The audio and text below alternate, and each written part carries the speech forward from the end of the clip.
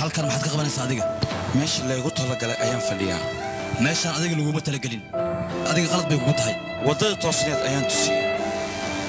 adiga ayaan igu kalifay haw malayni saqajaanka hore inaan ahay mid labaad kabahayga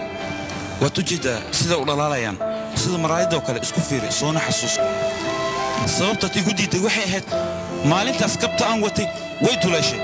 jeebkaygana lacag kuma jirin haddii aad ku cusub tahay janalkani subscribe saar gambalelkana furo si aad u noqoto daawadaha ugu horeeya xataa ma wada labis fiican laakiin samaanta labis fiican ayaan wataa